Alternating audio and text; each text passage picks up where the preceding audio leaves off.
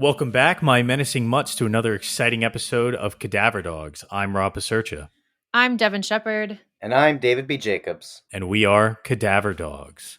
I am very excited for this week's episode because we're going to talk about some really crazy stuff that is pretty pertinent to the current political spectrum. But before we get started, I saw a really weird movie in the movie theater called Crimes of the Future that I actually really enjoyed. What did you guys think of that one?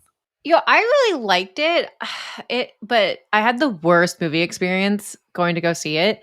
We went to Alamo. There were 6 people in the theater. I was so excited to have no one in the theater and have it be really quiet. And this couple talked the entire time. For the entire first half, we called the manager on them 3 times. I yelled at them twice. Okay, not yelled. I shushed them loudly twice, and they still talked. So I missed all of the explanation for everything that was happening in that movie. Oh, that's fucked up. I thought Alamo was pretty good at kicking people out, too. Usually. That's weird. They're kind of known for that. What do you think, David? I thought the explanation was too much of the movie. That's fair. That's fair. I still recommend it just because there's enough stuff in there that I've never seen in another movie. I wish it was less in itself, I guess. I don't know. It's mostly just philosophical arguments about human evolution and changes in bodies and mutations and stuff, coupled with some really extreme imagery. See, I thought it was a lot of conversation about that, but also in art specifically.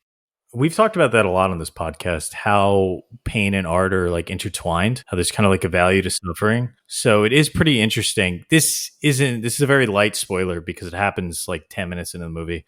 But in the future, people pretty much don't feel pain. So they can do very extreme things with their bodies. Surgery is the new sex. And what is it? Viggo Mortensen says, "Sorry, I'm bad at old sex" at one point. Yeah. Also, can we please retire the older man, younger woman trope? Why are we still doing that? That movie was so... ugh. Yeah, I don't... yeah, it doesn't seem like that trope's going anywhere. I'm sorry, Devin. How many 20-year-olds do you know that are with 40-year-old men, huh? 5 or so. Actually, probably a few more than that. I wouldn't be as bad if it went the other way as well. Yeah. But it doesn't, yeah. But it's a societal thing. It's a status. I saw another really crazy movie called Men. I fucking love Men. Yeah, I kind of thought it sucked, but it's weird because the reason why I thought it sucked is I think the reason why David thought it was good. I thought it was a bad Antichrist. And I thought it was a good Antichrist. Right. Yeah. See our episode about Antichrist for the reason why this is so funny to me. That's the biggest split in scoring we've ever had. I gave it 4 stars and David gave it 0. Yeah, Men could have been good. It seemed like every decision they made was the wrong one. It's too bad. Because I liked a lot of the stuff they were trying to do. And I like that style of music. It had great music. Yeah, that part was good. Great music, gorgeously shot, and just goes so ridiculous and bonkers and crazy, and it's so much fun. I can respect that it went bonkers, but I was frustrated throughout that entire movie going experience. I did not enjoy that movie. Yeah, I was a little bit bored, and but there were some really weird things that happened, and I appreciate art house horror. Even when it's not very good. But a similar movie, I think, is Titane, which I think is infinitely better and a lot more interesting. Well, yeah, that's a great movie. Mm-hmm. Yeah, so I think everyone should rush out and see Titane. And I think if you're interested in the genre, check out Men. Also, if you're interested in socio-sexual political stuff, maybe you should check out Men. Wait, Howard Titan and Men the same genre? I consider them both art house horror. Because I just don't think of that as a genre. Okay. Yeah, that's kind of where it's kind of surrealist, genre bending. They both have some surrealism in there, yeah. It's very surrealist. So does Crimes of the Future. Yeah, very much so. You could argue that's art house horror. It's not very surrealist. It has surrealist imagery. But it's linear storytelling. Yeah, there's an explanation for all this crazy stuff that goes on, but there's still crazy stuff going on. My definition of art house does not include surrealism. I would say surrealist movies tend to fall under the art house genre, but I don't think that an art house horror needs to have surrealism. That's fair enough. I just don't acknowledge art house as being a genre. I don't like that term. I'm going from the genre name I've seen on DVD boxes, so it's just pre-existing. But I think it's fair enough to say maybe surrealist horror is a better genre. And then, yeah, that's more specific, I think. Yeah, I think these are more like selling points than genres to me. Right. Crimes of the Future is like philosophical body horror. Yeah. Okay. Anyway, that aside, let's get into the nitty gritty of this week's episode. Okay, so I'm excited to get into the nitty gritty of the episode, but before we get started, please follow us on Instagram and Facebook at Cadaver Dogs Pod. That's at Cadaver Dogs Pod on Facebook and Instagram, where we post a lot of really cool content. So our first film, we have to travel all the way to the Far East. Devin Shepard, why don't you give us the rundown? Yes, this is our first Thai film, I do believe. SOP DEK 2002, or The Unborn Child, follows 4 different storylines, seemingly unconnected. 1, an actress who's starting to lose work because she is pregnant. The second, a young student debating what to do after recently discovering she and her boyfriend are pregnant. Another, an abortionist and a temple caretaker who disposes the fetuses by burning them in a temple crematorium. And the fourth is our main story. A family, beautiful, happy, complete, with a mother, father, and a young daughter.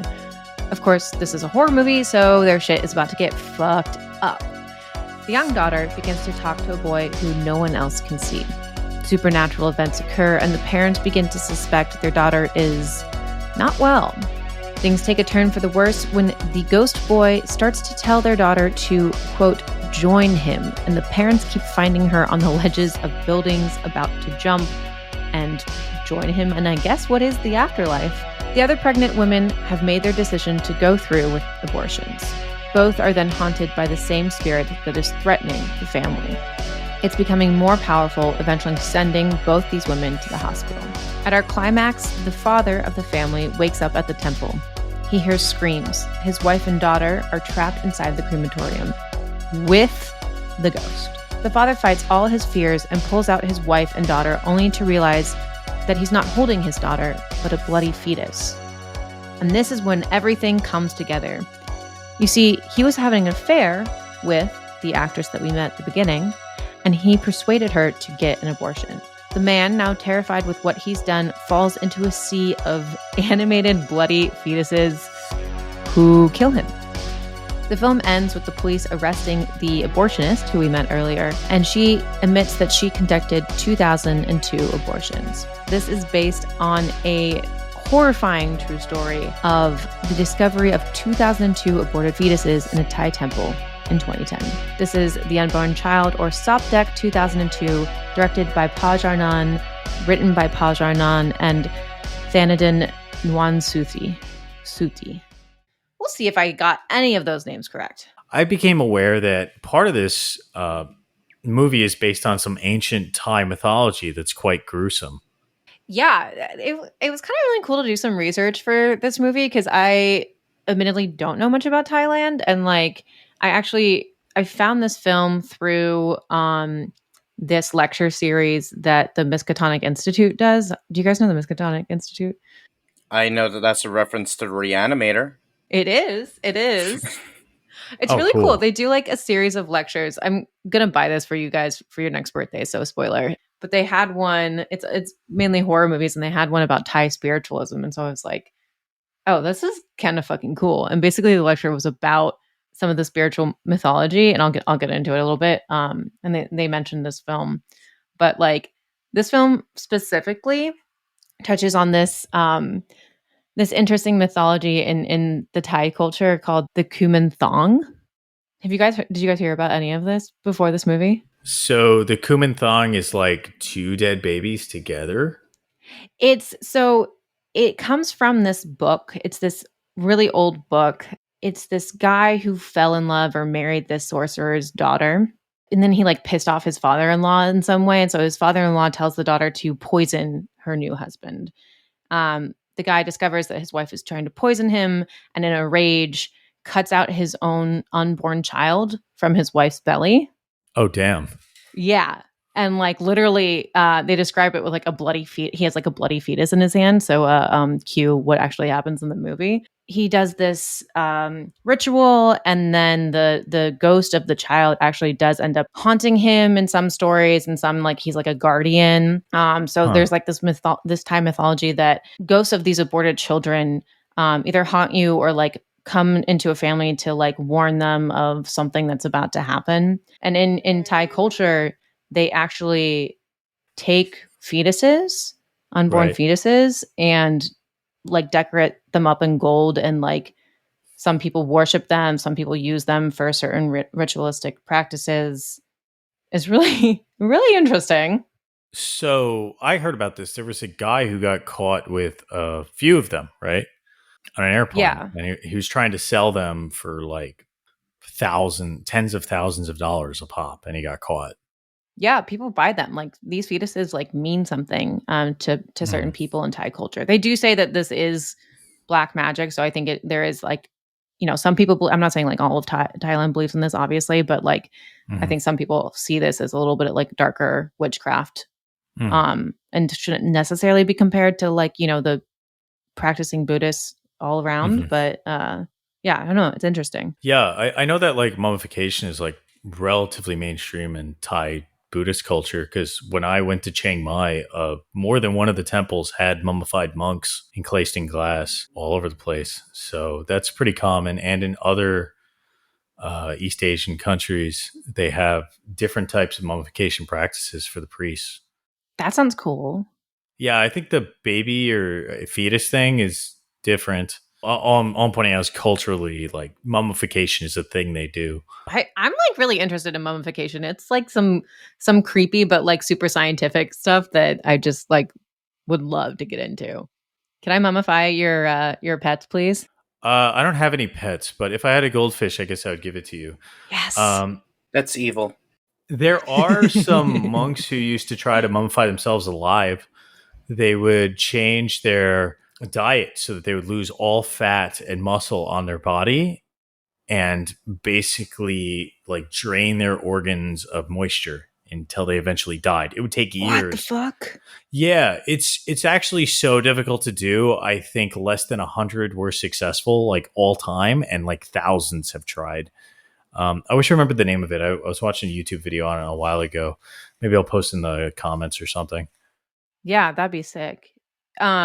Yeah, well that's really fucking creepy. But I think for this movie in particular, I mean, obviously we don't touch on mummification, but I think like the point in the Kuman song mythology that stands out for me as a direct comparison to this film is the like the haunting of the ghost child, right? Especially on a family where, Yeah. secrets need to be Yeah, divulged.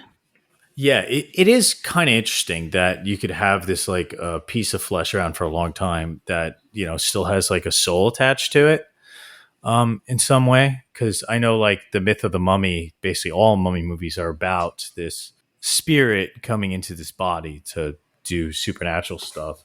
But what's weird about this is that the movie itself is dedicated to all the souls of unborn children. Yeah. Mm-hmm. That's pretty creepy. It reminds me of like limbo. Like in Christianity, unborn children who are like unbaptized, they go to limbo because they haven't been born, so they haven't been able to like officially sin, so they can't go to hell or purgatory. Instead, they go to a weird place. I guess it's in hell. So you mentioned it's based on a true story, Devin, or maybe Rob mentioned it. One of you mentioned it. Do you mind going a bit more into that? I think I know the gist of it, but Yeah, I could definitely give some more detail. It's actually kind of based off of two. And oh, one is similar to what Rob was just saying, actually. One of the tales is about this woman who was haunted by, who claims she was haunted by a ghost of her aborted fetus. She says that, later on she had a daughter, and the daughter kept waking up from nightmares of seeing a little girl on her bed strangling her. And it got to the point where the daughter started being admitted to the hospital because she couldn't breathe. And then she started going into comas regularly. And they had no idea what was causing this. And then the woman talked to, I think they called it a witch doctor in the article that I was reading. And I'll have to figure out what article that was. and they said, "Oh, this is the ghost of your aborted child." And so she actually had a Kumanthong and invited the spirit of her aborted fetus into the Kumanthong so that it could, like, I don't know, be saved. It sounds like some Annabelle shit to me. That's fucking wild. This idea of there being a lot of power from like dead infants and fetuses goes back in the Western culture too. I know that Greek witches, they would have to either give up an eyeball or like a child for power. What the fuck? Yeah. What the fuck? So I think like fetuses and witchcraft are just kind of intertwined. Well, and then you also said like in Catholicism, there's some like shit going on there too. So yeah, there's definitely some like power. There is behind the fetuses. Yeah, I think there's a lot of stuff going on with just menstrual cycles. It's probably because, well, you know, it's like in science. Also, there is also stem cell research in science as well. What do you mean? What? Well, that's not any ritual thing. That's like actual science that's real, that you can study the stem cells in fetuses, or embryos. I think it's. Oh, I think by the time that they're what they resemble in the movie, it's already no good. But you know what I mean. Oh, okay. I see. Yeah, let's definitely get there because I think you're touching on something that like obviously we really really want to talk about. Okay, let's definitely get there. I do want to finish answering the question though you asked and tell the second story that this movie is based on because I think it's the more fucked up one. I mean, the supernatural kid is pretty fucked up, but the reason why this movie is called SOP DEK 2002, it was made in 2011, is because it's actually based on this true story. They found 2002 aborted fetuses at a temple in Bangkok, and did actually discover that I think one of the caretakers or a couple of the caretakers were taking fetuses from these illegal abortion clinics and bringing them to the temple, which had a mortuary and was actually cremating them there. So that part of it is like totally true. And in this movie, like tells a more fucked up version of that. And it's like not just inspired by that. It is meant to be like this is that case. They're using the same locker number and everything. I'm really interested in how much is linked to the actual events. Unfortunately, I ended up watching a YouTube copy of this, and it was really bad quality. So bad. But it has some really fucking crazy visuals, especially at the end. And this part YouTube didn't mess up when they pull out bags of fetuses, and they have 2,000 of them. That image is actually like recreated from what actually one of the most famous photographs from this incident, which is, yeah, there were thousands of dead fetuses in plastic bags, just like spread out in front of this temple. So I'm confused, but I thought they were cremating them. So what was in the bag? Was it ashes or was it just... I think they were supposed to be cremating them, but didn't. I don't know what happened in real life, but in the movie, they said that like it was broken. And so the fetuses kept piling up. And then the smell eventually like gave off enough that people started realizing, oh, there's something fucked up happening back here. So I think that's what happened in real life. Not really sure because 2002 is quite a lot. So maybe they weren't cremating them and they were just hoarding them in the mortuary. Yeah, that's pretty messed up. They probably should have fixed the crematorium. Maybe not. I think that should have been the top of their list. It's crazy that they all fit in the same locker. Yeah, well, I think dead babies way less than live babies. Oh, yeah. Well, it's not a baby, it's a fetus. A fetus. You're right. It's not like a baby. It's very, very small. Some of these are, and they're all different stages of pregnancy. So, you know, some of them are a little bit bigger, but most of them would be small. So what was really crazy was at the end of the movie when they catch them and they're questioning the woman who is doing all these illegal abortions, was that not all the fetuses died and some were actually born. Oh, yeah. And became her kids, which was kind of crazy. You were like, oh, like this person like does something that's extremely dangerous. So we should point out like backroom abortions are extremely dangerous and oftentimes the mother will die. So it's not a good thing to do for that reason, at least. But she didn't just like throw out the fetuses to die. She like made sure they didn't die and then was like, oh, now I have a kid that I have to take care of, which probably forced her to do more abortions for money. Her character is so fascinating to me because she does mention that I think she's talking to her sister and she does mention that their mother also performed abortions and performed many. And so it made me curious if like she was also like an unwanted baby that grew up or something like that. I was wondering that too. Yeah, right. It's so interesting. But they also like they make her look so evil in the movie. Our introduction to her, she's like smoking a cigarette, like all bloody, like I'm a badass. I'm doing illegal shit. I drive a little moped. Well, the movie is funded. I think it was funded by pro-life organizations, right? So that's what it says in that end scroll. Yeah. Yeah, but Yeah. I don't know that much about that organization. Like, is that organization strictly pro-life or strictly anti-illegal abortion? That is a good question because, like, the phrase that comes up at the end of the movie shows that they seem pretty anti-abortion, or they seem pretty pro-life, I guess, because of the Souls quote that you mentioned, Rob. But I think throughout the film, I was questioning, yeah, this also just kind of seems like anti-illegal abortion to me. Right. And I think that speaks to how you can view a movie. Like, because the Which, intention of the director and the creators isn't always what's conveyed. So, for instance, like Nightmare on Elm Street 2 is kind of like an LGBTQ movie, even though it's very anti gay. Because of what it does, it's accepted. So maybe Oh, this movie could interesting. fall into a similar category. I don't know. in that article that you sent us, Devin, about the real events that happened that it's based upon, at the end of the article, it starts discussing the people's reactions to it. And while some people did go full pro-life, it's like, oh, this is a horrendous thing that needs to stop, there is actually a very large backlash in Thailand of people saying we need to have looser abortion laws. We need to give people a legal means of having access to this so that it's not so gruesome and horrendous. The same event was taken and interpreted both ways. Yeah, actually, when I was watching the film, I initially interpreted it as anti-illegal abortion, which is almost like pro safer avenues for people to take. You know, maybe Yeah. it's not necessarily abortion avenues, but things beforehand like contraception or whatever to prevent it. Maybe even preventative measures. You could argue.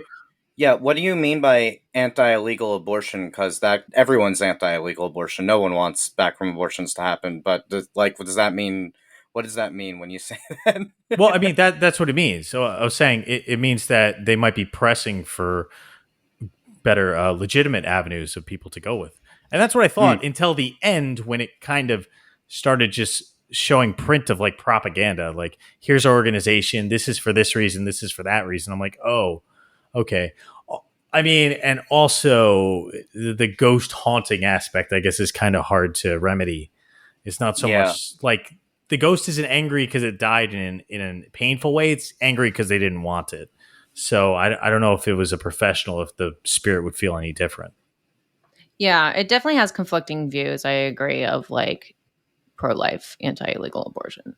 Right. So, I mean, I guess this was a question we were all interested in. I guess all of us kind of agree that it is a pro-life movie. I don't know. I don't know. I think this is more anti-illegal abortion. I think I agree with you, Rob. It meant to be a pro-life movie, but in the end became more of an anti-illegal abortion movie. I mean, throughout the film, there's like little sprinkles of like hope here that is actually not a pro-life movie. At one point, the boyfriend of the student was like, if I only had protection, you wouldn't suffer like this. And to me, that says, you know, like that's talking about different birth control and like, you know, I don't know. And then the abortionist says these women are in trouble. They count on me. They do this because they have no choice. They ask me for help and we help them as we can. And I'm like, that kind of puts her in a better light. And constantly throughout the film, we're seeing her in a dark versus like we were talking about a dark light versus a better light. And I think like it's hard to say that this is a pro-life movie when they do put the abortionist in a good light sometimes. Yeah, it's weird because they do put her in a good light sometimes. Other times she is just harassing the women that she's performing the abortions on. Yes. It also, I think, is sympathetic to the teenage girl. You do feel sympathy toward her and her situation.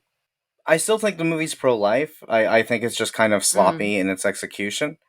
I mean, it's sloppy to the point where there are times where I couldn't tell if it was pro-life or if it was making fun of pro-life with how cringy and extreme its dialogue was, when it's just like characters will just randomly start reciting pro-life talking points. It's really weird. I do wonder because like this is an American movie and it's quite far from the U.S. Like Yep. how much of our understanding of the pro-life movement in Thailand is similar to the U.S. Because especially when you talk about things like contraception and whatnot, doesn't necessarily need to be like pro-abstinence to be pro-life. So maybe we're like conflating American values with like Thai values. So perhaps it is more it can be anti-abortion and but mostly cater towards like backroom abortions, but like just safer practices overall. And I think you can be generous to the movie and charitable because of how it humanizes all the characters, especially the abortionists. If it is that, then I don't think that it's pro-life, because pro-life people wouldn't say like I support legal abortions. No. Well, yeah, but I think it is anti-abortion, but I don't necessarily think it's anti-sex. Mm. I don't think the movie's supporting legal abortion either. I think it's supporting people wearing contraception, which that is different than here, because it's not saying that people shouldn't have sex. It's just saying that they should practice safe sex, and that then they would never get pregnant if they would just practice safe sex. Well, and I think that's where the comedy comes in. It's like, Yeah. like that's not a 100%. Yeah, whatever. Yeah, but I mean, I think just like health wise, it's probably better to prevent it than have to do it. So that's a message that's good, sort of. But I think that the movie falls firmly against abortion as a whole, simply because, and we mentioned this briefly already, the entire premise of the film pivots around having this fetus, his soul is haunting you, and it is making a point that the fetus has a soul. Yes. Okay. Yes. That is a good point, that the fetus has a soul. But at the same time, we like sympathize with these characters, and a lot of the time, the like horror parts of this movie don't come from like, I mean, some of them come from like jump scares and images of the ghost or whatever, but a lot of it is also from the tension of like seeing these women kind of suffer with having to make this choice. Like I really felt that in this film, and I was like, you can't say that we're going to sympathize with these women and really understand that they feel the way that they feel about going through an abortion and say that this is an anti-abortion movie, right? I think that horror comes when they actually have the abortion. Like, going again, the teenage girl is the main that we're following through this. It's horrific when she has the abortion and in the aftermath, but in the lead up to the abortion, she's just like, "Oh, you won't take care of it? Okay, I'm gonna take care of it then." Like, she doesn't struggle with that decision at all that we see. Yeah, she does. She has a fight with her boyfriend and runs away crying and stuff. Oh, and, yeah. Yeah, and that's why she gets the abortion. Well, no, she's thinking about it, and there's also all the turmoil of the photographer Try and his actress infidelity. I don't know her name. He's sleeping with her, and he talks her into having an abortion. She's not happy about it at all. I think that's kind of to the movie's strength. Like, even if we don't agree with its political angle, at least it does it with sympathy towards all the parties involved, rather than just kind of pointing a blanket finger and being like, all these people are evil. Yeah. This one takes a stance that's counter to my own, but it does it in a way that's sympathetic and kind of thoughtful, actually. But I disagree. I still think that the teenage girl, Kwan Kao is her name, Kwan. To me, when I was watching it, I was getting the impression that she was being completely impulsive. It's not that she's struggling to have a decision because she's having a fight with her boyfriend. It's she makes the decision to have an abortion because she had a fight with an abortion, and now she's going to get back at him. No, she does struggle, but she's very impulsive. And I think the movie's also doing a commentary on, like, this is a very extreme choice that very young people have to make, and maybe they shouldn't be having such an extreme choice. In an ideal world, they wouldn't have to make these giant extreme choices, but the world is not ideal, so these things happen, right? Yeah, I had a different read of that. I thought that she did struggle. I mean, during the fight with her boyfriend, you see her go through all these different scenarios, future scenarios in her head of like, what does he want? Is he going to be there for me? Am I going to have to do this alone? And she's like constantly like what is this actually going to look like? Like I do see her struggle in that. And yeah, she comes to the decision pretty quickly, but I think we do see her like go through the steps to make that decision just in one scene. I also wonder like what the climate is for single mothers in Thailand. I'm not really sure. I'd err on that it's Sure. not amazing, but it's probably better than a lot of the surrounding countries. Yeah, I So don't know, but I do have statistics here saying that most Thai women seeking abortions, at least at this time, were young women between 17 and 23, so somewhere mhm. around Kwan's age, or mistresses, which is really interesting because that's exactly what this movie talks about. Yeah, I think it's probably a very topical movie in the place it was made. The movie's kind of based on the agency of the fetus coming back for revenge because it wasn't allowed to be born. So I think you can justify this in like Buddhist mythology in that if a spirit wants to be born as a person, that's very rare. You're most likely going to be born as something else in your life cycle. So it could very much want heavily to be born into a human body. So if that doesn't Hmm. happen, you could anger the spirit foreseeably. This is a lot of conjecture, but I think I've read something about this before. This movie seems to have a firm stance on fetal agency, which I think caters to a question of like fetal personhood. Like, what are your guys' thoughts on that? Yes. David, I'm going to let you lead here since you have a lot of thoughts on them. No, I think it is an interesting point, and David, you mentioned this earlier too, that like yeah, the fetus has thoughts and plans and goals and is like purposely haunting these people to Mhm. make them suffer, and it's like at least one of those fetuses wasn't a full like trimester, and therefore like doesn't really have a brain or anything yet. So what Neither was the main one. yeah. Like They she didn't, wasn't they even didn't make showing it. when she got the abortion. Like no, it was. It probably didn't even have a brain. How do they so how do they have these goals? And it does go into, in that way it does go into the pro-life conversation of that they're like, fully grown, fully Right. formed souls. Like you said, Rob, these fetuses have souls. They're already people or becoming people. Do you think that ties into the Buddhist religion then, like reincarnation, etc.? Yeah, I think that's what I was trying to get at before. That souls technically cycle through a bunch of different levels of existence, and they end up on our plane, which is not the only plane in most Buddhist mythology. There's the realm of the hungry ghosts. There's hells. There's a heaven type of thing.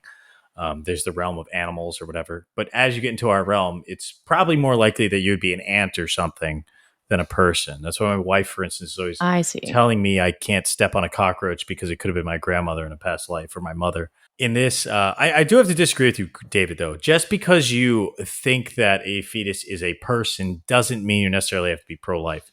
Because there are people who believe in like infanticide or they're murderers, for instance, that can justify the elimination of some sort of thing. So you could say that you are pregnant, it is a person, but that doesn't mean that its wants and desires outweigh those of the mother, for instance, or society as a whole. So, like, perhaps that justifies a moral grounds abortion. Sure, but it does lean toward being anti-abortion if you accept that the fetus is a person. Yeah, I think that's the key point here in And what you not said. just like some person that is low cognitive abilities, but a person with full cognitive abilities who is able to comprehend and understand what happened to him. That, oh, you murdered me and it was painful and you did it because you were cheating on your wife and you just wanted to hide that and you don't love me as much as your legitimate daughter. Like, That's also Well, yeah, but right. that's the spirit. That's not like the brain function. That's some sort of mythological, like spiritual function. I don't think they're arguing that fetuses have brain function. I think they might argue that they have a soul, which, it's definitely you arguing know, that they have a soul. Yeah. yeah, but I don't believe in a soul for at all for anyone. Neither do I. Or I'm a soul agnostic. Yeah, well, that's like a made up argument. Like you can't prove there's a Even soul, so to argue on it is like you're basing your whole thing on a potential bluff or a myth.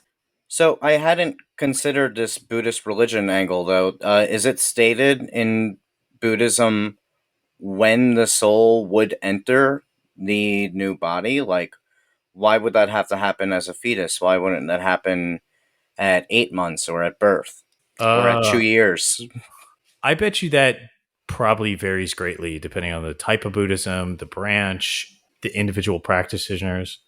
Yeah, that's a really interesting question because, like, all I know from research is like places are quoting that Buddhists usually think abortion is a sin, but I think that also, like you said, like that's not like not all Catholics think abortion is a sin. Yeah, I think there's actually biblical passages where they commit abortion. In my research, which is a link that you sent, Devin, I one of them mentioned that Catholicism didn't actually have a firm stance on abortion until like a few decades ago. Oh, interesting. That was a fairly new thing. I'm super skeptical of that, but it's interesting. The crux of the article David's referring to is that the pro-life movement was almost reactionary to Roe versus Wade, that it didn't really have like a strong, cohesive structure, and that post Roe versus Wade, they kind of got all together and coalesced into the big, gigantic movement that changed the American political spectrum recently. And got Reagan elected. Oh no, he did it, folks. David I had mentioned to. Reagan. All right, guys. Well, that obviously means we're going to the next film now. This is a perfect place to transition because our next film actually took place the year after Roe v. Wade. So, Rob, why don't you bring us into our second film? Franklin and Nor are experienced parents living in a typical suburban life with their 11-year-old son, Chris. They don't have much to worry about as Nor enters labor for their expected child. They drop Chris off at their friend Williams on their way to the hospital, where Frank spends an unpleasant amount of time with exterminators infatuated with all kinds of vermin, from slugs to cockroaches. He laughs off their concerns about chemically empowered roaches to join his wife, who seems to think there's something different this time around. And the doctors, well, all they can say is this baby's enormous. Moments later, chasing their screams, Frank enters a bloodbath. All 5 hospital staff are torn to shreds as Nor cries out on the hospital bed, "He's not ugly." Franklin and Nor are then tortured by the media, and Big Pharma has something to hide. All the while, the mutated child hunts milkmen and others in the streets. It's up to Frank, a public relations consultant in need of consulting, to find out whether or not to help the police hunt and kill his murderous son, or save him from those who couldn't possibly understand. This is 1974's It's Alive, directed by Larry Cohen. Dope. This was a fun movie. I hadn't heard of this film before you suggested it, Rob, and now I'm very curious to watch all 3 that were then created, purely because the baby in this was so good, but also because to me this is very obviously a Frankenstein movie, and we know that I love Frankenstein stuff. I mean, what did you guys think about the Frankenstein comparisons here? Well, he compares himself to Frankenstein. He is named Frank. Oh, I didn't even catch that. Oh, I feel so dumb. I don't know if it's straight up a Frankenstein movie. It's definitely a twist on it. It's also called It's Alive. Yeah. Yes, yeah. that's true as well. It's definitely a major twist to the Frankenstein formula because he didn't create the monster. It was Big Pharma created it. He's just kind of the surrogate. Yeah. Well, we don't know what created it. It's never established at any point. It's hinted at heavily, and at the end of the movie, they're saying it's happening elsewhere. So they're saying it's probably because of some drugs they're giving it. There are multiple theories pitched throughout the movie as to what created it. So I wouldn't say that anything is signified as the definitive answer.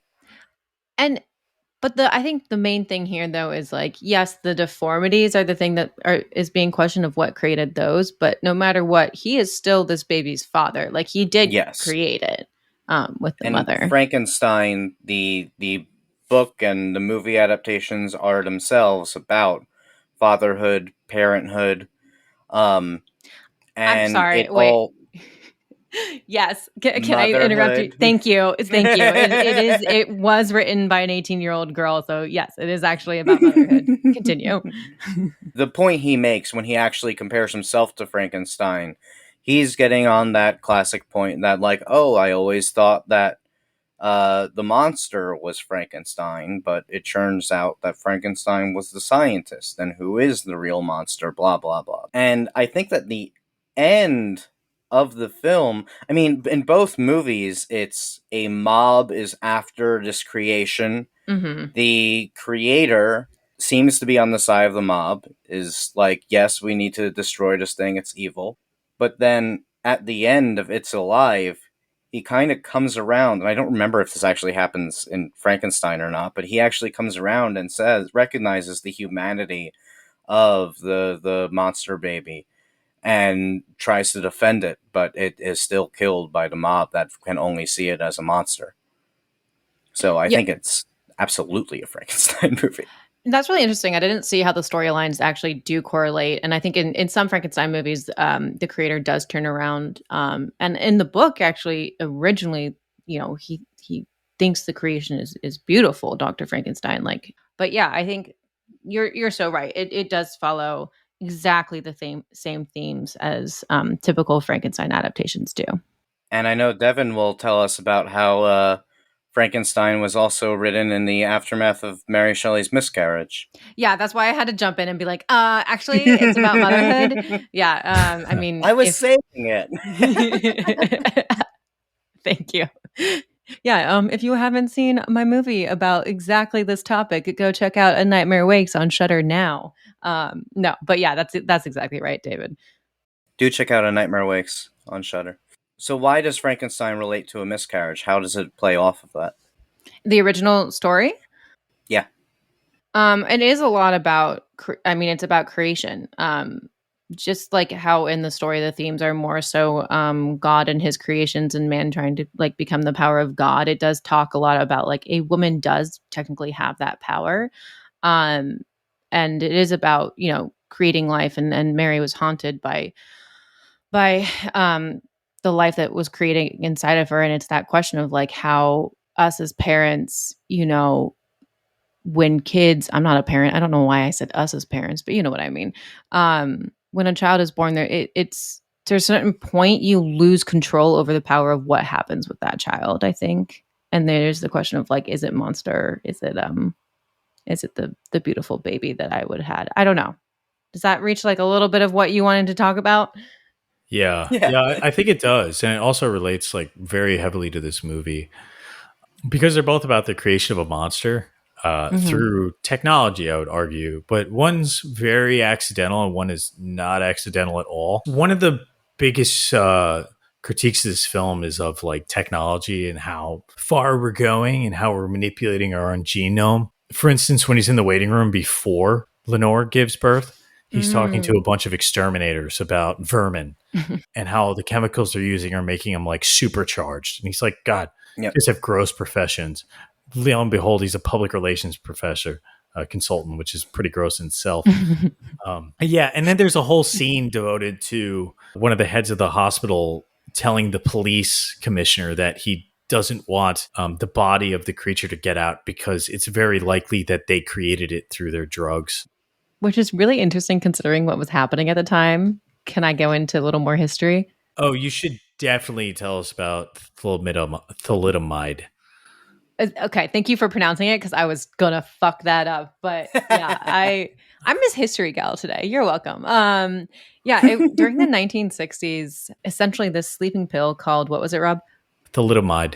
Thalidomide started creating birth defects in children being born, like thousands, like all around the world. It got so bad that like it did kind of kick off this this abortion discussion of whether or not women should be allowed to abort a fetus if it was showing that it was going to be born with deformities, which I think ties into this movie. I feel like this movie is obviously influenced by that because there is a baby born with not necessarily, well, I don't know. It has defects, but it's also like a fucking demon baby. So I don't even know if it's human. Yeah, it's definitely, I think they call it mutated. It's got teeth and claws and it can leap and cut people's throats and shit. And it's really big and they don't think of doing a C-section. Oh God, that poor woman. I know. I'm like, they're like, oh, you got to push harder. And I'm like, just cut her. What are That you doctor doing? was such a dick to her, though. Like, he's like, "Oh, don't worry, you did your part. Now let me do mine." Blah blah. I don't know. He was like, ugh, Yeah. so I And thought he before insulting. you did. ask, Rob, I looked it up, and yes, C-sections were already in common practice by this point. Right. I did look that up. He did cut her, though, because in the movie he says, I cut you. Did you feel it? But I guess it wasn't a C section. I don't know what he cut. No, they didn't do a C-section. That baby came out the common way. Yeah. Well, they also didn't do a lot of prep. Like, they didn't do an ultrasound, or I'm pretty sure they could check the sex of the baby back then with an ultrasound. Hmm. I don't know. When we think about it, They I mean, like, definitely didn't this check, is but this is I'm not. 50 I don't years know. ago this movie was shot. So the 70s was 50 years ago. That's a long time. Yeah, this Yeah, movie came out in shit. 1974. So yeah, it probably was Yeah. filmed in like 73. Yeah. Same year as Texas Chainsaw Massacre Yeah, which is a better movie. and But Black Christmas. Black Christmas is good too. Yeah, going back what you were saying about Big Pharma, Rob, because they do mention Big Pharma. So like it is possible that this movie was directly influenced by that conversation. And at one point, after the kid is born, the mom is like, maybe I should have gotten an abortion. It's the only time it's mentioned, I think, in the movie. And I think it directly is a comment on the discussion happening around whether or not abortion should be legalized if the baby is deformed. Did she say that? I remember the doctor saying that. I don't remember her saying that, but maybe it came up twice.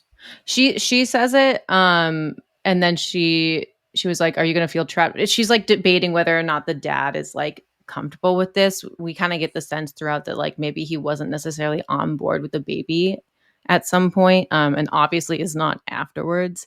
But she says, "Are you going to feel trapped like you did last time?" She does talk about it a little bit. Yeah, he also mentions that everyone thinks about abortions these days at some point. Yeah. Yeah. I think they considered in like the first month or something. It definitely was not influenced by the deformities because they did not know that it was going to be deformed. They didn't know about the deformities, but you could also argue that the movie is saying you should check for that kind of thing. Yeah, that's what I'm saying. More so is like it's the movie kind of seems like it's a cautionary tale of like maybe we should abort fetuses that have deformities because they can turn into crazy killer mutant babies. Yeah, I also think it's highly critical of just, I don't know, human progress and how it's affecting our ecology and our bodies and the world. That seems to be an underlying theme. Yeah, definitely. All the themes in this movie are just kind of starkly talked about, and then the plot continues. Yeah. It's funny because the director's like, yeah, there's a lot of different ideas in this movie. I didn't just choose one because I didn't want to alienate any of the audiences. So it's gonna be whatever you want it to be. So, if you guys think this movie is talking about abortion, then do you think it's pro-choice or pro-life or some other weird thing? Oh, I think it's definitely pro-choice. Yeah, I think it's pro-choice, and more so for what I just said too about it showing that we should have the option to have an abortion if the baby shows potential deformities. Yeah, I think it also ties into like parenting ability in terms of abortion, because 100%. it seems like one of the ways you can view this movie is incompetent parents having a bad kid who's running amok and them telling everyone like, oh, it's not their fault. And it's really their fault. It's not the kid's fault so much. So it's like, imagine you just have like a criminal offspring. Can you elaborate on that? Because I'm not convinced. You have a criminal offspring, and then the whole town and society has to deal with your problem. And you cause all these issues because you guys didn't go ahead and put in the legwork that you needed to as parents. You didn't guide it or whatever. So I think that's a way you can view this movie. And I think in terms of that, you can say it's also pro-abortion because they raise a crazy mutant baby. Obviously, that's an exaggeration. But suppose you just raise someone badly and they do all these awful things, and it's because you don't want them to begin with, or there's some sort of problem. I think that's a way of viewing the movie. I guess I'm not convinced by it because I think that if you're looking at it through that lens, then it's extremely conflicted about its stance. And I mean, I don't think the movie actually has much to say about abortion at all, straight up. But to humor that lens for a minute, like, first, it's not a criminal, it's a baby. It is not like the fetus in SOP DEK where it has full agency. This is a monster that's acting on pure instinct. It's like going after the milkman because he has milk. It's very happy when it's with its mother. But also, like, it's not about bad parenting because they didn't have any time to be parents. They're just being forced to react to the entire town immediately hating their child. And then at the end of the movie, you sympathize with the baby.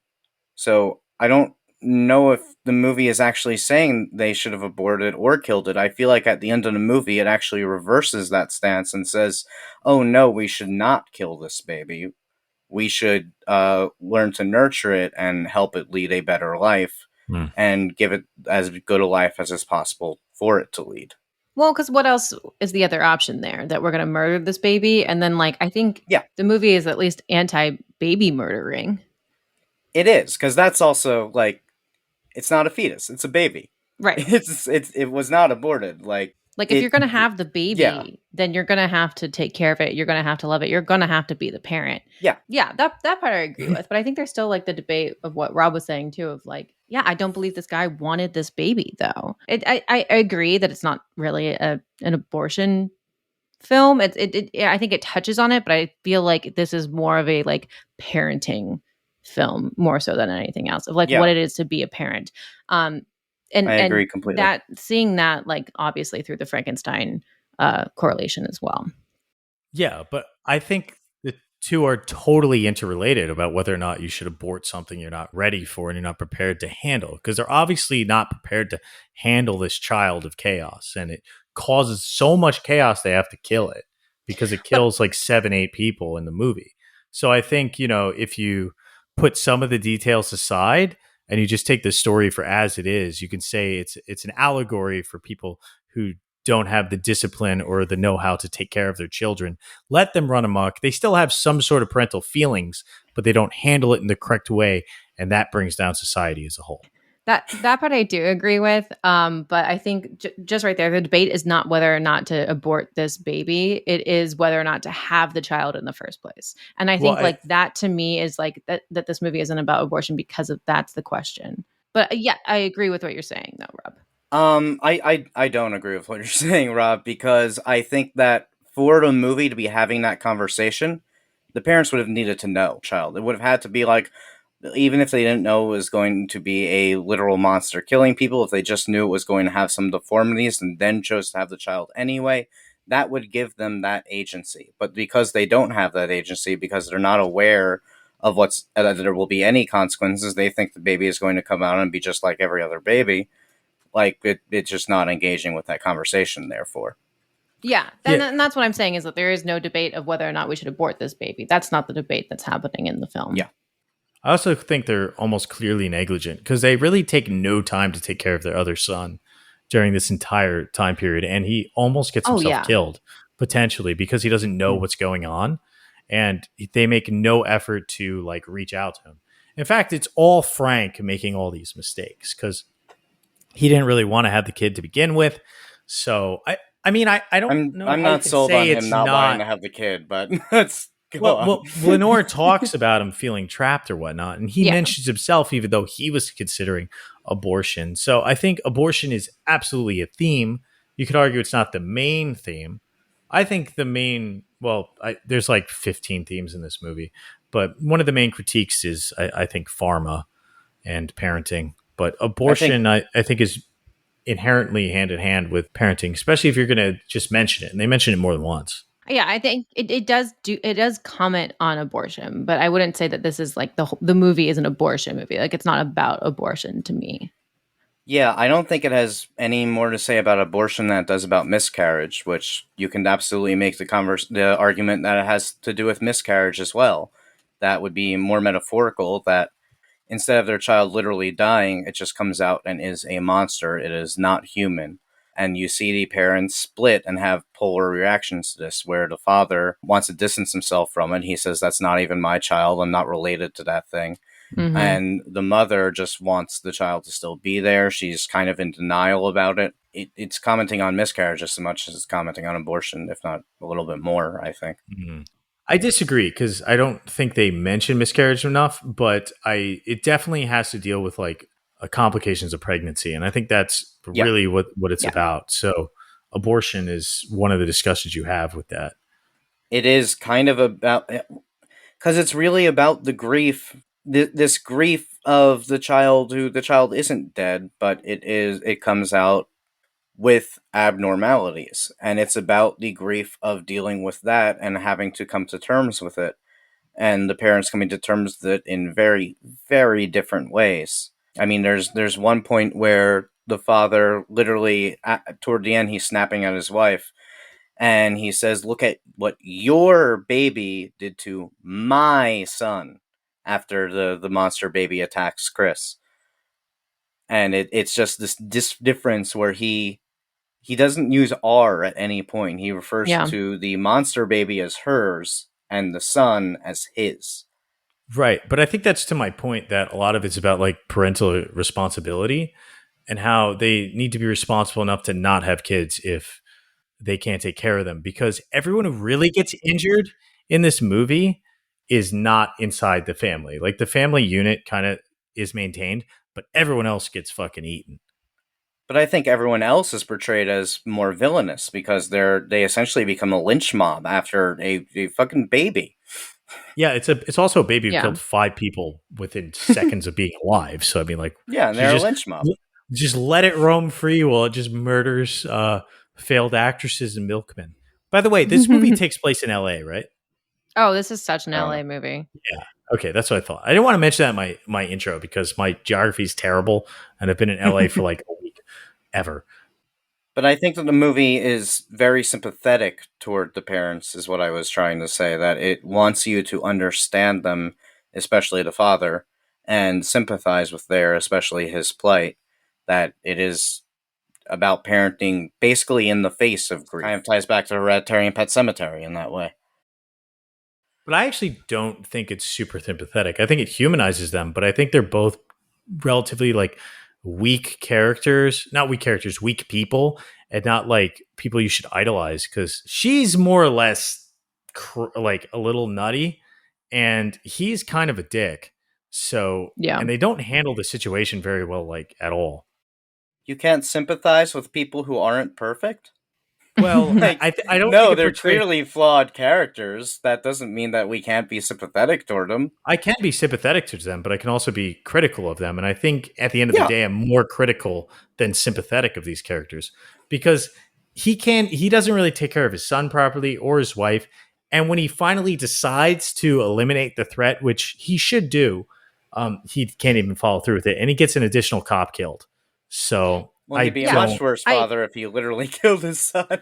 Yeah, but I agree. I don't sympathize with them at all. He's such an asshole, and at no point do I see him like try to admit that he is the father. He takes no responsibility. And yes, he's Until a the flawed end. character. Yes, he's a flawed character, but he's a fucking asshole. So I don't feel sympathetic towards him at any point. And she's just too poorly written and too much of a sad female character that is incredibly weak that I can't feel anything towards her because she doesn't feel like a real person to me, which sucks. But yeah, I mean, like, it's obvious that like the dad does feel guilt.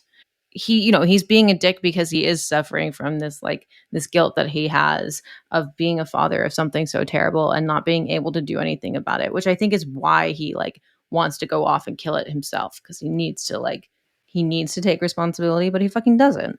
So, Rob, you said that at the end of the movie, you think that he should have killed the baby. Oh, 100%. He should have taken responsibility for his fuck up and dealt with it.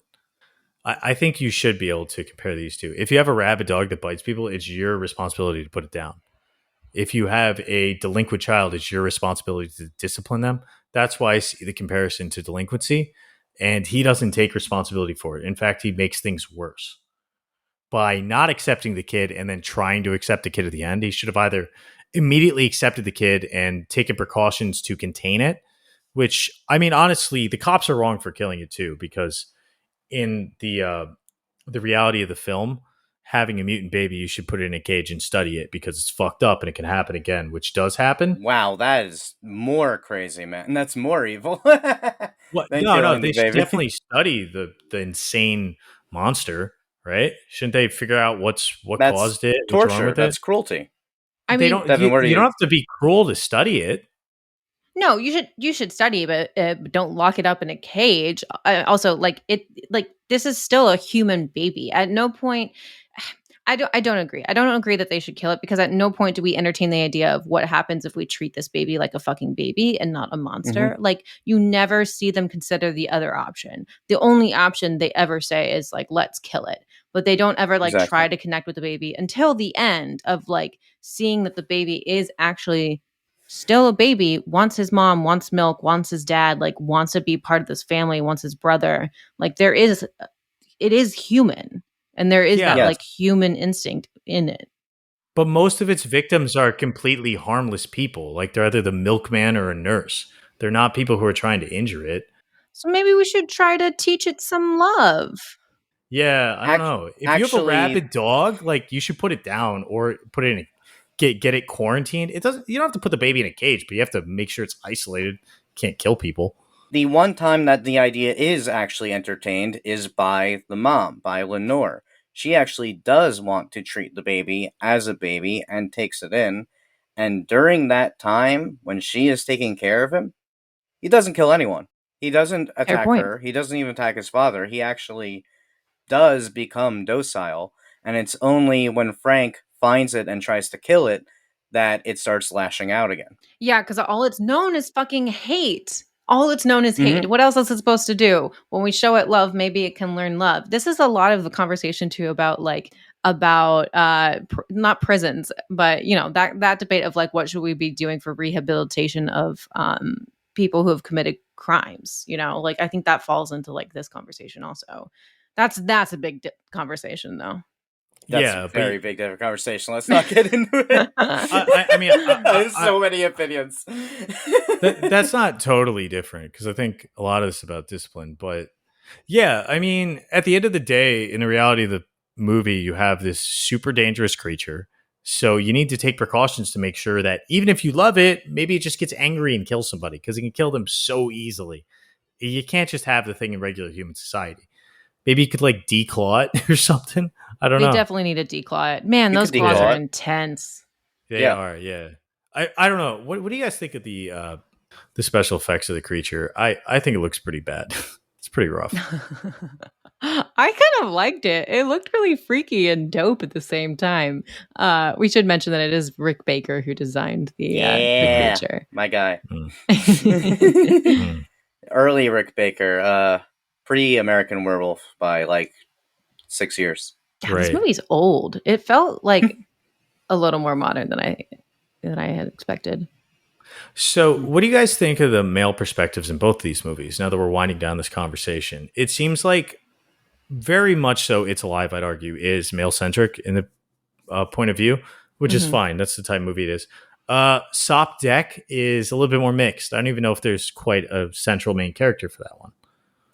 I would argue that SOP DEK to me is from a male POV because I saw as the central character, at least the one that was the most developed as we followed them throughout, was the father.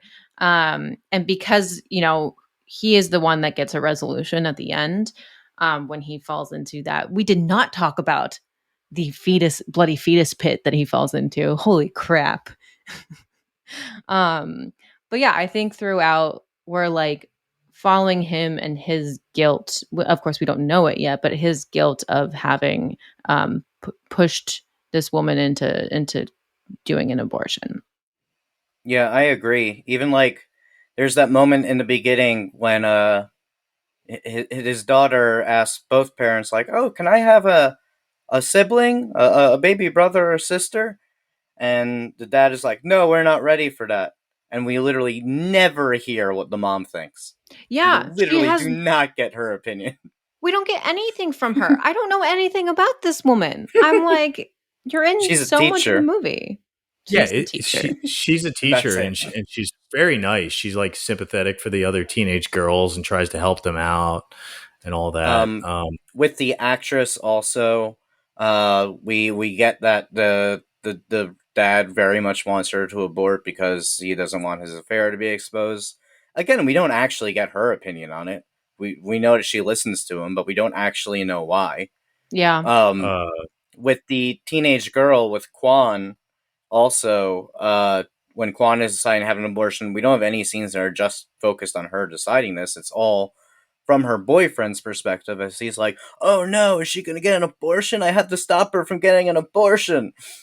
And all of their actions, these women's actions, are based off of the men. The Yes. teenager gets an abortion because she doesn't think her boyfriend wants it. The actress because of, like David just said. Yeah. So I feel like the men are very much in power in this movie, and therefore it feels like a more male perspective film. I yeah, agree. actually, Lenore even questions having an abortion for very similar reasons. Whether or not Frank's ready for it and can handle it. Hmm. In all the cases, it seems like, I mean, it's like the familial, like, what is it called? The nuclear family structure. Like, Yeah. they're so concerned with that being upheld that they can't really conceive of having a child outside of it. So, why do you think it's important for the filmmakers to show these films around parenting, abortion, and these bigger questions about a child's life through the male perspective? Because the writer directors are men.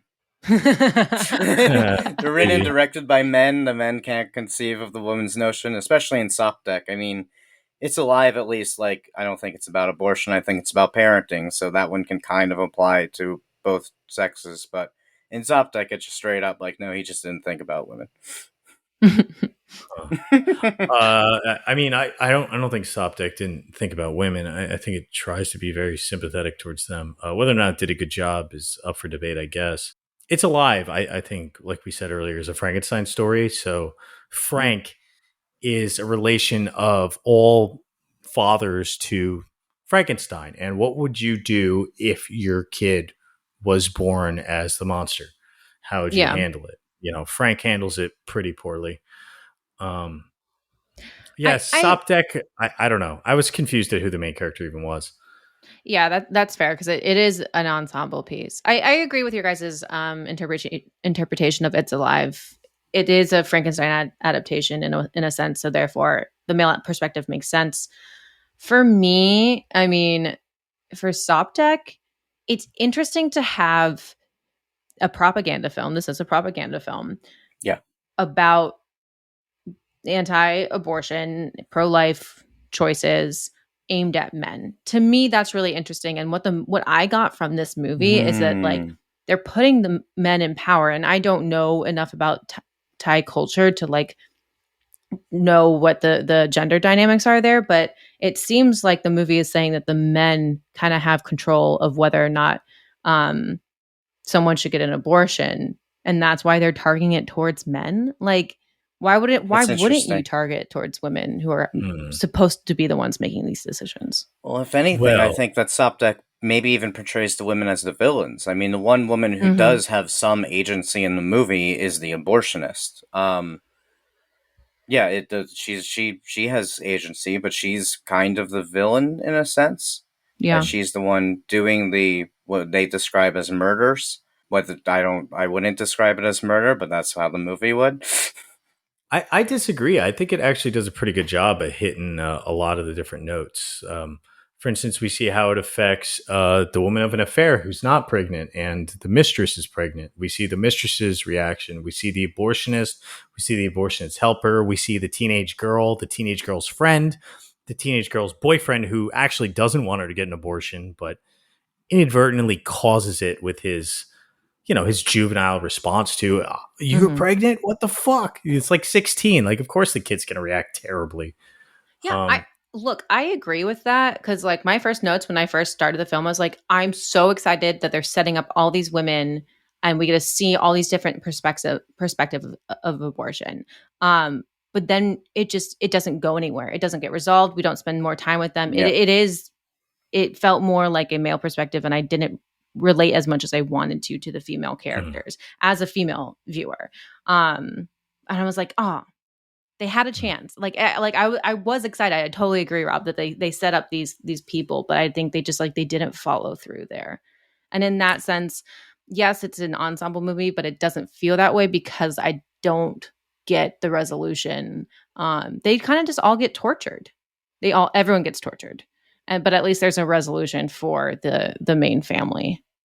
Yeah, I think you're right. I think that's kind of the superficiality of propaganda pieces. It's like, here's the thing, it's bad. Look how bad it fucks everyone up. That's kind of all that happens. It doesn't really. It's sympathetic, but that it doesn't dive deeper. Like, how do people deal with this kind of thing? It's just a tragic movie. A lot of Asian horror films are kind of just bleak and tragic. I know I just watched one called Suicide Forest Village. That was it had a more uppity ending than this one, but it was pretty tragic too. Okay, within Thailand, the other one I would think of is Shudder, which is also male perspective, but at least that one is male perspective as saying, hey men, don't be dicks to women. You ever see Thai commercials? They're 5-minute No, I long haven't. and super tragic. Oh, now I want to watch that. There are a bunch of other Thai horror films with the Kuman Thong and about specifically being haunted by I don't even know if it's aborted fetuses, but by babies, I guess. I really want to watch them now. I'm curious if they're if they're pro-life and propaganda movies also. I don't know. It's weird. I mean, just the idea of giving the fetus this soul I feel like pushes so much. I mean, fair point. I think, I don't know how it is in Thailand, but in America at least, I feel like a large part of this divide is you have pro-life and you have pro-choice. It's not pro-life and anti-life. It's not pro-choice and anti-choice. It's not even pro-abortion and anti-abortion. It's two pros of different things. And it's these two different sides are literally having completely different conversations and they're not even engaging. That they're the real conversation is just, is this a person? Does this have rights? Do those rights outweigh the rights of the mother? And to what degree? How do you define what a person is? How do you define what has rights? I mean, we don't, you were talking earlier, Rob, about putting down a rabid dog with respects to It's Alive, and you're saying that it's pretty obvious, but it's not that obvious. That is, again, going at this assumption that dogs have less rights than people. Now, that said, that doesn't mean you're wrong. I mean, a rabid dog also doesn't really have much potential for a good life as it is, which is another thing to bring up with the fetuses. That does the potential for life mean anything? Does potential for a good life mean anything? And how do you define that? I mean, I would say that once the child, before the child is born, pro-choice all the way. Once the child is born, any deformities, disabilities, whatever, no, it's born. You want to give it the best life you can give them. Hey, fucking men. Yeah, but if maybe we should compare people to animals more, because I was at a racetrack the other day and the horse fell and broke both its legs. A horse with broken legs is fucked, so they just put it down immediately. Maybe sometimes if you're born into complete suffering with terrible deformities that will just make you suffer your entire life, you should just be euthanized. It's terrible. That's absolutely terrible. Maybe they should do the same thing for old. Hey, if all you can do is suffer. For super old people, there's a conversation that the person has the ability to have agency before that and dictate their wishes. And yeah, but what if they lose their agency before they can make the final decree? And it's usually up to the kids. Yeah. Then it's usually up to the kids to determine what they think their parent would want. Well, why is it so different if they're old than young? Yeah. They don't have the agency either, because in America, at least, we don't have euthanasia. So we don't. Yeah. Well, we sort of do in Oregon. It depends on the scenario. Most of the we don't have euthanasia to the degree that Rob is discussing. We just don't have euthanasia in America. We have physician assisted suicide, and we also have certain things they do with certain babies where they could just stop giving them any kind of treatment, so they just die naturally, which is way worse. We don't have legal physician assisted suicide. Yes, we do in Oregon, but that's not euthanasia. Okay. They give you the just in means Oregon, to I got kill it. yourself. Yeah, but in most places they don't. We do. What we have is like you can basically take someone off of life support. That is Well, what I mean by the euthanasia that we have. well, Yeah, that's that's hospice yeah. care. That's different. Yeah, Yeah, That's that we but if do you're have like that. yeah, but that's not a choice. Yeah. yeah, but we're talking Yeah. about someone who's had agency and thus potentially lost it versus someone who's never had agency. No, it ties into the fetus composition of the agency. And I mean the horse thing, I could go into a whole long thing about that too, because like that's like it's a money thing. It's Oh, horse racing like is it's terrible. yeah, like Yeah. you yeah, the horse's career is fucked, but you could still Mhm. have a horse and treat it, and like there's still options for it. That's the issue. Is like there's still Right. options, just like how the baby in It's Alive. Like there are options, we just didn't explore Yes. them. And Yeah. for children with disabilities, there are options. There are plenty of people who live with disabilities and are okay for a long time. Yeah, I don't think that you should just immediately kill any child who's born with disabilities. I think that's absolutely atrocious and horrendous. Well, that's not what I said. I said that in certain cases where they're only going to suffer, maybe you should consider it. Like that's yeah, not and any I disability. That's like you not ever seen any these disability. pictures? Sure, I exaggerate when I said any, but Yeah. still, with what you're saying, I think no, that's terrible. No, there are certain cases where there's no hope of survival, and they're only going to live for a very short amount of time, and it's just absolutely miserable. Like it's just severe pain. And when that's the case, you shouldn't just torture something But by the keeping and it alive artificially. yeah, and this is but bringing it back to the abortion, like this is the Yeah. world that we're living in now. Is like in those cases when we can identify that the child is going to be born with something like that, we don't Yeah. even have to have this conversation that we're having now, because if abortion was legal, then we could be having that before the child's even born and before we have to even consider like any of those options. Like we are entering a world where like both mother and baby could die if they are born, because they will not be able to get an abortion. Mhm. And like that Yeah. conversation that we're having now is not, it's a luxury to be having at some point, like that conversation is going to happen more and more often. Sorry, now I'm getting flustered. I don't know if I'm making sense, but like yeah, just like No, bringing I it back agree to the with you. abortion level. You make perfect sense. I can also tell it's getting really hot in that room you're in. Oh yeah, can you see me fanning and like pulling up my shirt? Yeah, And, it's like- getting extremely hot in this room too. Okay, so now it's time for my favorite part of the show. This is the review section where we review each film on a 1 through 4 bone rating system with half bones in between. Starting it off this week with SOP Deck is Devin Shepard. All right. Yeah, let's start with the propaganda movie. Fuck you. Fuck this propaganda film. No, I mean like looking at it seriously, I do like the female characters in the beginning. Again, I feel like they don't go anywhere. The scares are unoriginal, the music is cheesy. A lot of this is like just very unoriginal. The script is all over the place. I mean, this movie was literally made after an event that happened in 2010. And this movie came out in 2011. It is sloppy as all fucking hell, and it shows. There were a few things in it that I did enjoy. The lighting was pretty good. I mean, I watched a shitty ass YouTube version, but like it looked like it had cool lighting and cinematography, I think. Again, propaganda film, but falling into a pit of like bloody animated fetuses was pretty awesome to see. That was the only original part. Otherwise, I had no idea what was happening. So I'm going to give this one bone. What about you, David? Yeah, so I think I'm the only one who watched the good quality version. So this movie is really hard to find. There is that shitty version on YouTube that you can watch, or you can get a week-long trial to, I think it was called Toku. It's like some weird Thailand. I'm not sure if it's Thailand or Asia General. I don't know what it is specifically. But it's some app that has this movie on it. So I can confirm that the movie was pretty, at least, for the most part. There's some parts that were pretty weird. There's some shots that I wondered how they got that. I'm like, I can't. Is this green screen? This looks weird. There are definitely some cultural differences in the filmmaking and the way that it is shot. And I almost want to give them the benefit of the doubt on the shitty dialogue as well, because I can tell that the subtitles are atrocious. And like, I think everything is just translated completely literally. I think, because, different languages will often have different grammar rules. So when you translate it perfectly literally, the subtitles just read as broken English, and it's really weird and jarring. I don't know if the dialogue sounded better in Thai. Probably, I don't know what language is it in Thailand. Is it just Thai or is it? It's Thai. Thank you. I don't know if the dialogue sounded better in Thai. Probably not that much because also, like so much in the movie is just exposition. None of the characters are developed.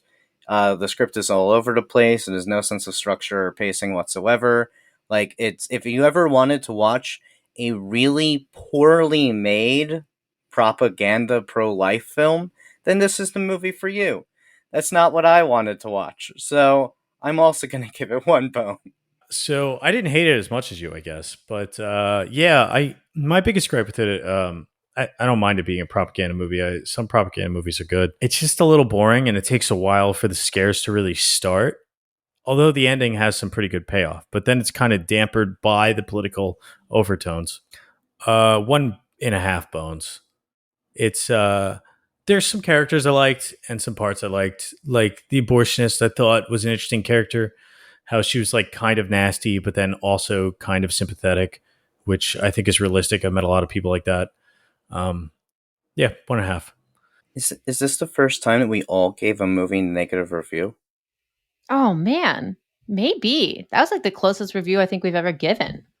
Probably, yeah. Probably. We've had a few where they've all been like flat twos or something. Yeah, but I don't think we've ever No. had one where we were all beneath 2. Wow. Yeah. That I think we all agree it's not a good movie. Oh, I didn't mean to put my hand up. Devin, what do you think of It's Alive? It's Alive. I wish I saw this movie at a drive-in. This is like the perfect drive-in movie. It's classic 70s B horror. It's like it just like it throws you back to this time into this of movies and to this time of horror that like I love being in. Um it's a little all over the place. Like I said, I don't like the characters. The female character is so terribly written and I hate it. I hate it so much. And I like there's no excuse. There's no excuse. I wish I had a little more of the monster. I did enjoy the monster. I wanted to be a little more scared. It had a couple of good twists, I must say. There were a few moments where I was like, "Oh, this actually went in a direction I didn't think it was going," but otherwise was relatively slow throughout, except for certain moments.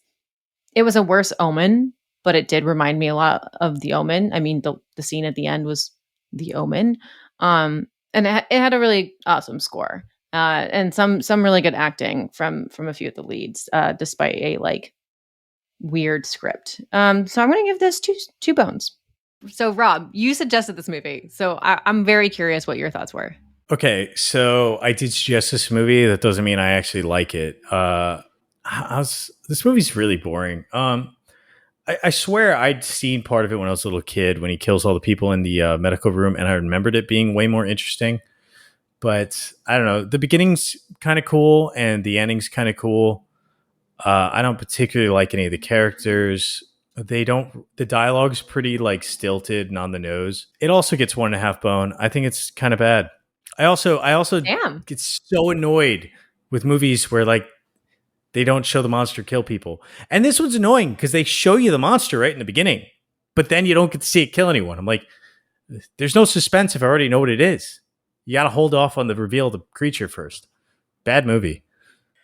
I agree with you for most of the runtime. I also think that it's kind of boring and slow. A lot of it is just Frank being like, "I'm not related to this thing. I'm on your side," and so much in movies just repeating that beat over and over and over again. What saves it for me is the ending. I really, really like the ending. I think that those last like 5-10 minutes when he arrives to kill the baby and he sees it crying and he realizes that's in pain and he finally sees it as a baby and as his child and comes around and has this complete reversal and change of heart, which is hinted at earlier. Like, you do see that slight hesitation in him. People keep saying, like, we feel like you're overcorrecting, maybe, stuff like that. Even the whole Frankenstein comparison doesn't really make sense until you get to that ending. I really like the end a lot. And then just that final beat when they're just in the car and the cop's like, "There's another one born in Seattle." I'm like, perfect ending. Just roll credits. I'm into it. So that really saved the movie a lot for me, and I'll put it up to Chew Bones because of the ending. Okay, so that wraps it up for this week. It might be our lowest scoring episode yet. Thanks for joining us on Cadaver Dogs Podcast. Until next time. It's time to cut out this cancer.